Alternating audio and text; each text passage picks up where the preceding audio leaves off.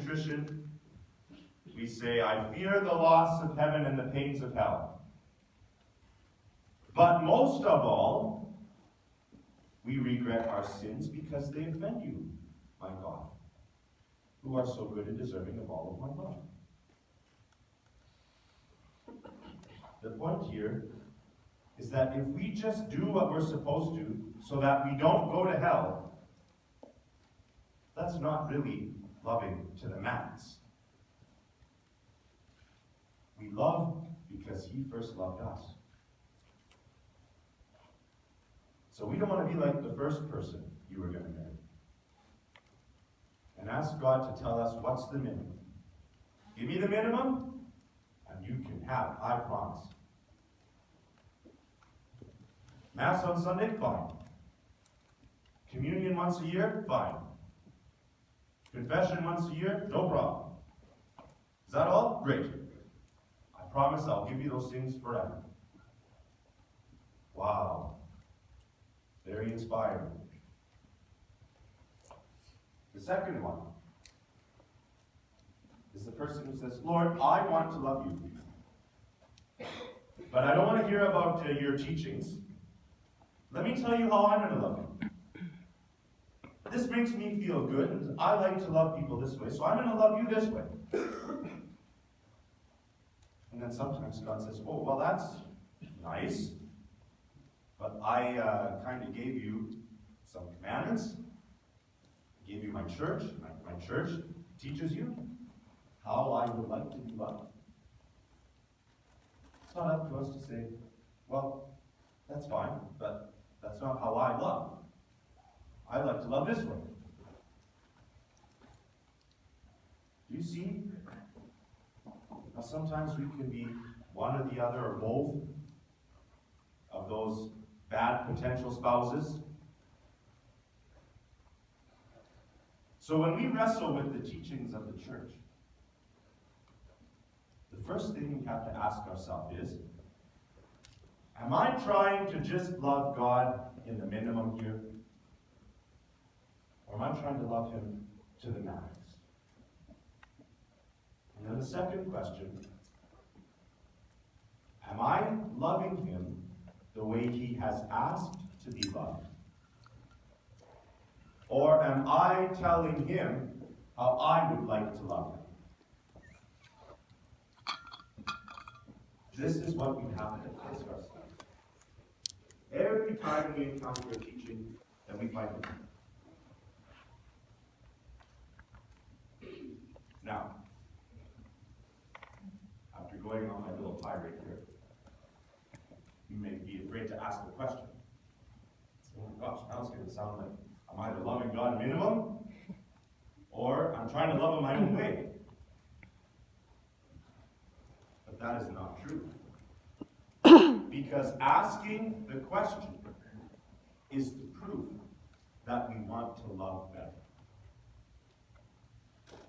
If we didn't care, or we weren't open to changing or trying something different, we wouldn't ask the question. Asking the question is the proof of our love. If you have questions, if there are things you're struggling with, if there are things you don't like doing, or you wished were different, that is actually proof of your love. Because if you just didn't care, or you didn't think about it, or you didn't want to understand, or you didn't want to try better, then you wouldn't love. You with me? Does that make some sense?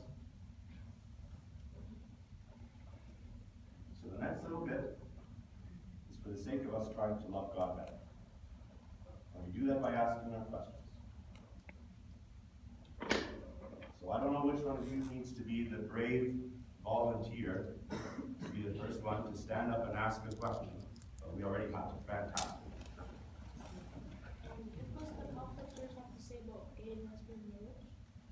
I'm sorry, can you say the beginning again? What does the Catholic Church have to say about the gay and lesbian marriage? Ah, very good. does the church teach about gay or lesbian marriage? So, this is more regularly referred to as a same-sex union. So, people of the same gender who wish to be with each other in a relationship that would look like a married relationship. Oh, that is it. No. I thought I was not very good. When we talk about marriage, we are talking about something that God gave us, not that we've made for ourselves. And so our struggle in our modern culture is to take the things that came from God and believe that we have made them, and therefore we can do with them what we want. That's what's happened in the last, I'd say, 15 years, especially in Canada, with regard to that word, marriage. From the very beginning of time, from the very beginning, we said that marriage was something that God gave us as a symbol of His love. The way that God loves us is exemplified by the way that a husband and wife love each other. So, the first issue that we have is by trying to take the word marriage and applying it to something else. So what we resisted when this was first being proposed in the government was to say, if you want to call a same-sex couple who desire to spend their lives with each other and share each other's goods and home and whatever, a marriage, we can't accept that. Because God showed us what marriage is, and that's not ours to change. So that's the first part. That because God gave us marriage, we cannot decide what we want it to become later. But in addition to that, in our faith, we go a step further and ask the question whether or not that kind of union between two people of the same sex is even acceptable or healthy for themselves. That's the very unpopular position of the church. Often you will hear people say, so those people aren't allowed to love? They're not allowed to experience someone else's love? That's not what we're saying at all. Because marriage, or being in a unique and intimate relationship with another person, is not the only way to experience love. It is one way, maybe we could even call it the greatest way, but it is not the only way. And so what the church has always proposed to us is that God's plan for the use of our sexuality is always one that is ordered towards the gift of oneself to the other for the sake of showing that love and being open to the possibility of creating another life with God. The use of our human sexuality is actually inside of a very small box. We have the impression that we exclude just people who experience same-sex attraction. But actually, the teaching of the church around our sexuality excludes much more than that. Because our sexuality is that sacred gift from God, where He reminds us that He has given us a share in His own self and in His own power. And therefore, anything that sacred must be protected. And God has given to us the institution of marriage to keep that safe. So when I talk about this with people, I always use an analogy of the famous painting, the Mona Lisa. Have you heard of the Mona Lisa? Right? Some of you maybe have even seen it in person if you went to the Louvre Museum in France.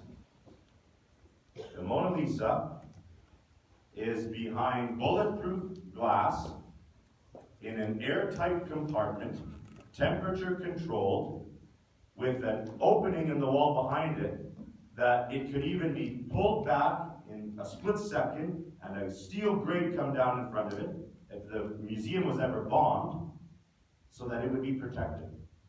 And then there's a security gate around it, and if you step over it, there's a motion sensor that sets off an alarm. For a painting, for a picture of a grinning lady. And this is what we do to protect the Mona Lisa. Because it's important to us. It's a part of our artistic history. The world would be impoverished if we didn't have the Mona Lisa anymore. And so, God does the same with our sexuality. He says this is so sacred and so important and is such a unique sharing in who I am as God, the creator and giver of life, that I've put it inside of a bulletproof, airtight, temperature-controlled, security gate, motion sensor called marriage. The one and only place where it is meant to be expressed so that it is protected and safe. Just like they don't take the Mona Lisa out and say, would anyone like to hold it? Would anyone like to come and have their picture with it? Would you like to take it home for the weekend for your dinner party? We don't do that. But we treat our sexuality that way sometimes. Well, I could do this with it, and this would feel good, and that would be fun, and I want to give this a try. If we wouldn't do that with the picture of the grinning lady, we cannot do that with that sacred part of ourselves that helps us participate in the life of God. So all of that is to say, we must not think that we simply exclude a segment of people who experience same-sex attraction. I'm saying it actually goes much further than that. We exclude a lot more than that for the sake of protecting and safeguarding that very sacred union. And that's what God has given us in marriage. Does that make sense? Should I say anything else about that? Yes. So, is it a sin? Is gay marriage a sin or anything else? We would distinguish a few things between gay marriage being a sin or not a sin. First of all, in our faith, we have just simply said that that's not a marriage. We can't call that a marriage because we know what marriage is. Marriage is defined by God, not by us. Marriage, as God has given it to us, is the everlasting union of one man and one woman that cannot be dissolved. And so that's not what this is. But we can talk about the relationship, and we would say that two people who experience same-sex attraction, and therefore perhaps even experience attraction to each other, are not sinning by having that experience. They're not sinning by desiring to even have intimacy with that person. Because we can't control what our brain tells us we want. We can control whether or not we act upon it. How many of you have ever woken up in the morning and wanted to stay in bed? Why is not every hand up? And how many of you, even though you felt that way, got out of bed? We're all here this morning. I think it happens every day. We can make ourselves do or not do things that our brain tells us that we want. So that's why we would say that the sin is only ever in the actual acting upon the desire for the use of our sexuality in a way that is not in keeping with God's plan for us. Yes? Then does this mean that the church would be for instituting a different union that would not be marriage, but would include gay or lesbian marriage that wasn't marriage? Would they be something like that? That's an excellent question, Ethan. In the Catechism, there are 3 paragraphs, only 3, that talk about the nature of or experience of homosexuality.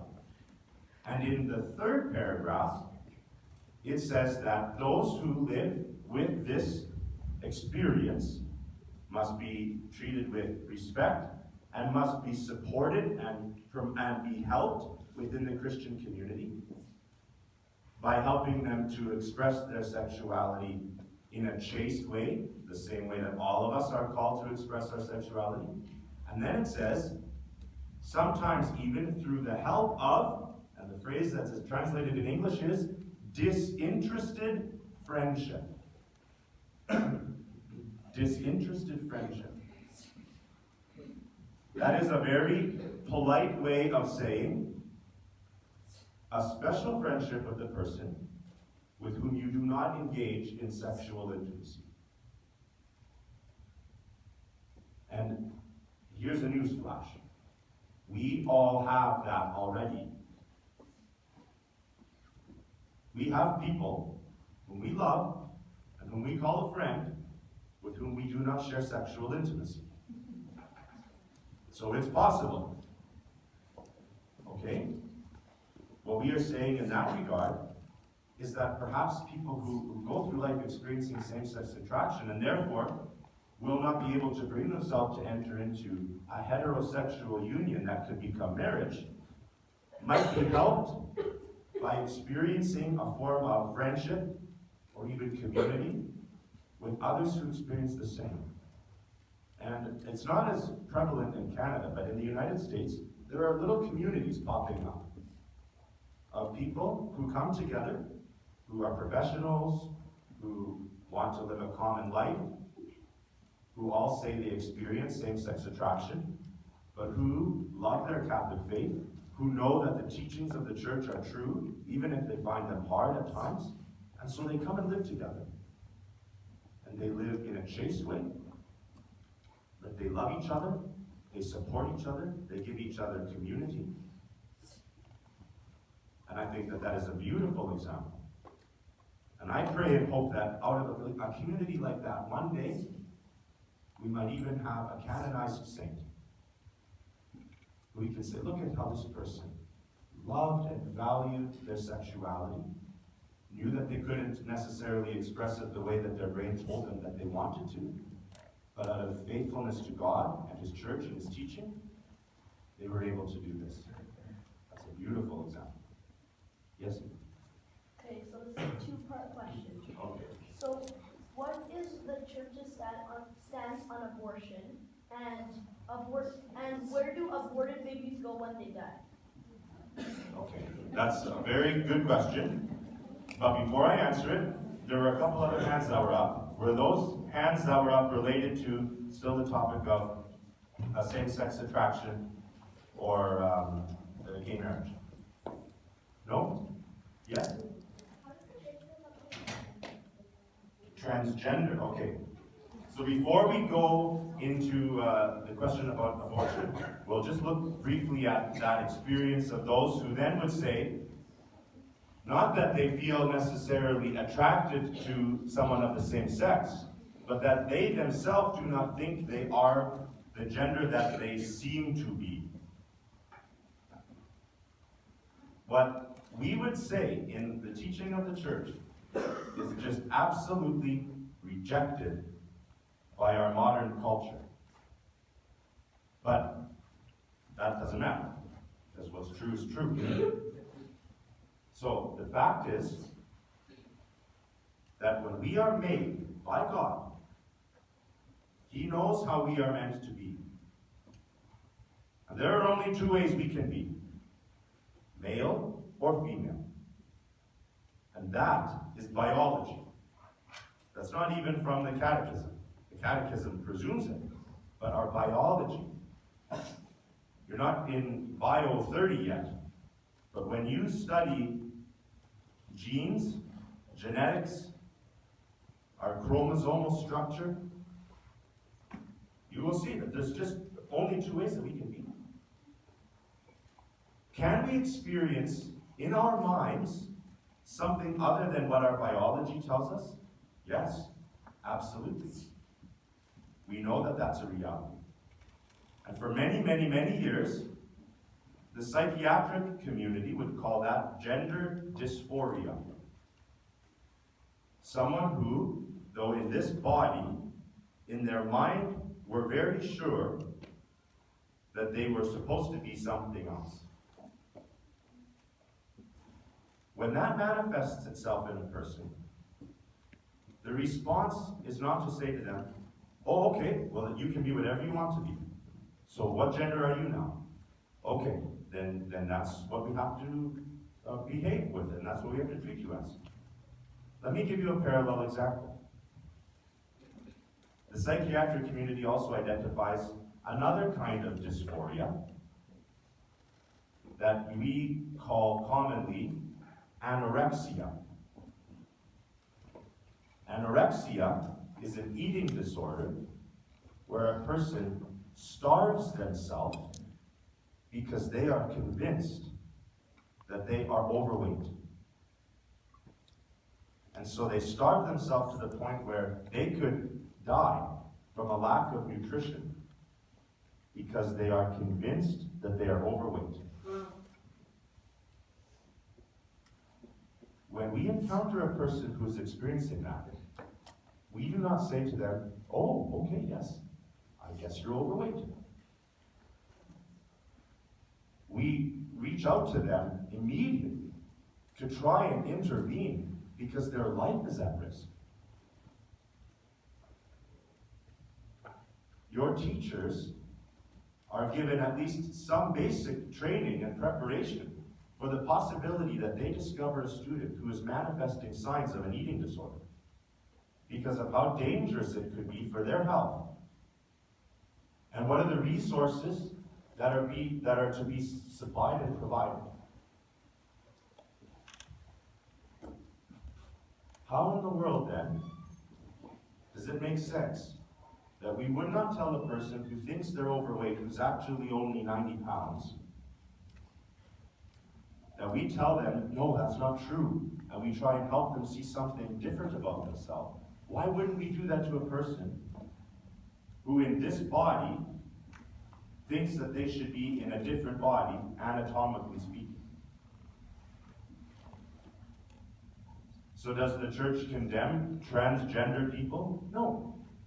Does the church deny that there is such a thing as a person who does not feel like they are the right gender? No. We know those things are real. What the church teaches is that we do not go along with someone's misconception about themselves. And we certainly do not say, out of this list of 15 letters, you pick the one that is the first letter of your gender. And that can be your gender. I had lunch the other day with a clinical psychiatric social worker. And he just sent in his reapplication for his license, and he said, Father, will you believe this? There are now 7 genders to choose from. Where are we getting this from? Who is inventing this? And if I said what I just said somewhere out there, I'd be lucky if I was only beaten, let alone eventually arrested. This is how far we're going, and it's crazy. And someone needs to just say that. But that doesn't mean that people who are experiencing that do not need to be treated with the utmost respect and love, because they are obviously hurting. And that is what the church has always done for every person, no matter what, is love the hurting. And you don't love the hurting by going along with their misconceptions of themselves. Does that make sense? This is a different topic. Okay, so is it related to the abortion one? Okay, so let me just say something about that, and then I'll touch you, okay? Father, you have about 7 minutes, just so you know. This is going to have to be brief. Well, we know what the church teaches about the dignity of life, that all life is sacred from the moment of conception until natural death. So that is why we know that the church absolutely forbids abortion under any circumstance. We could never say that it is okay to directly and intentionally terminate the life of a child in its mother's womb. What the church says about what happens to those children, because of the structure of our theology, we cannot make a definitive statement. Otherwise, we could bring ourselves into a contradiction. So we would never say, oh, well, those children automatically go to hell because they never got baptized. Right away, our hearts go, whoa, I don't know about that. That does not sound like our God, who is love. But we also do believe that we are saved by our baptism. And so if someone is not baptized, though God can still provide a way for them to be saved, we just don't know how that works. We don't know what that is. Therefore, St. John Paul II, in his encyclical called The Gospel of Life, said that for those souls of unborn children whose lives were ended before they were born, we entrust them into the merciful hands of God. And he left it at that. And so that's what we would say. God is taking care of it. We don't know how, we don't know what that looks like, and it doesn't matter, because it's not up to us and we can't change it anyway. So we leave it up to him. And we entrust the souls of those children, and then therefore we could say any child, into the merciful hands of God. Okay? Okay. So this is another question or a request. Okay. Can you tell the story of the cat in the guy in the car? I won't use my last 5 minutes to tell that story. But we'll find out. I'll come visit your class. Yes. So what are the church's thoughts about the concept of eternity and how God is eternal and had no beginning and end? Well, we profess that as part of our faith, that God is eternal, without beginning or end, because there are two concepts. We talk about eternity, which we symbolize by a circle, right? There is no beginning or ending point on a circle. It's just continuous, mathematically speaking anyway. And then we talk about a line. A line has a beginning, but could go on infinitely. And that's like us. We have beginnings, but we can carry on forever. So the church doesn't really say much about that. It just affirms that we believe that's how God must be, because infinity can only come out of eternity. Does that make sense?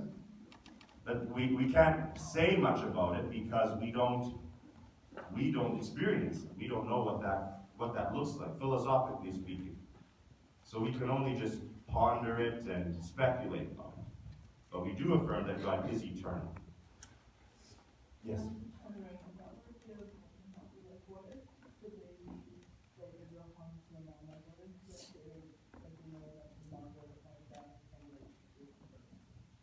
So if the mother's life is at risk by giving birth to the child, I can't give you exact statistics, but it is extremely, extremely unlikely that a mother's life is at risk in carrying her child at least up into what we would call viability. At 24 weeks, with the technology we have now, 24 weeks of being in the mother's womb, ordinarily by that time, with every medical intervention, the child can be delivered and in most cases saved and live. You know, they have to receive extremely careful treatment, but in many cases that can happen for the child. So before 24 weeks, a doctor has explained to me that it is, we can never say impossible, but it is almost inconceivable that there would ever be a circumstance where the mother's life was so at risk that if she did not have this child's life ended, she would die. What we do hear about are those situations where a mother, and this is also very rare, but we have accounted for it, develops uterine cancer. And so she has cancer of her uterus while she's pregnant. And that can be a very rapid growing and aggressive cancer. If not treated very quickly, it could result in her death and the death of her child. So in there, we have what we sometimes refer to as double effect. That means doing one thing that results in something else that we did not want, but that we knew would happen, for the sake of doing the good thing that we did want. So that's an example where the church would say, maybe the mother needs to have what is a very technical term for the surgery. It's called a hysterectomy, where her uterus is removed to save her from the cancer. But that child is inside of her uterus. So the child would die. But that is not what is being done. We are not choosing to end the life of the child. That is the undesirable consequence. Now, those are very rare, but the church does realize that they could happen, and that is always presented as the specific example of where what we call this principle of double effect could be applied. Do you see the distinction? One where the mother will presumably be fine until the time of viability of the child, in which case the baby can be induced and delivered early, and most interventions would save that child's life, and then mother would be okay. Or, in very rare situations, where the mother's life isn't at risk because of the pregnancy, but because of something else, and therefore intervening to save her from that could result in the death of the child. But that is not an abortion. That is just the undesired and unfortunate consequence. Okay? Have we gone over Maybe time? one more. One more? Okay. So what should we do if what happens anxiety or stress is not in a faithful perspective? Okay, so from a faith perspective, what do we do when we're worried or anxious, stressed, angry? Obviously, we always say the first answer is prayer, but sometimes that just makes us even more anxious when we hear that. We think, well, I've been trying to pray and nothing's happening, and it just gets me more stressed out. So what do we do from a faith perspective? We make little acts of faith. That's what I always tell people. Little something that just says, Jesus, I trust you. Lord, increase my faith. We say just little snippets. I compare it to sending a text message to God. People text me lots. Father, can you say a prayer for me right now? Just brief. Half the time I don't even know what's going on, but I think, okay, this person needs that help. And when you send back, pray right now. It brings them comfort. So sometimes all we need to do is not have a big elaborate prayer, but to calm ourselves down, we just need to quickly and briefly turn our mind to the Lord and say, Lord, increase my faith. Jesus, I trust you. Lord, help me. Or ask our guardian angel to pray for us. Just little things. They don't take much effort, but little by little they can calm us down. And then we need to take it outside of the faith perspective and say, what other help do I need? Who else should I talk to about this? Who else can support me? And then we're on the right track. We could probably go on forever. So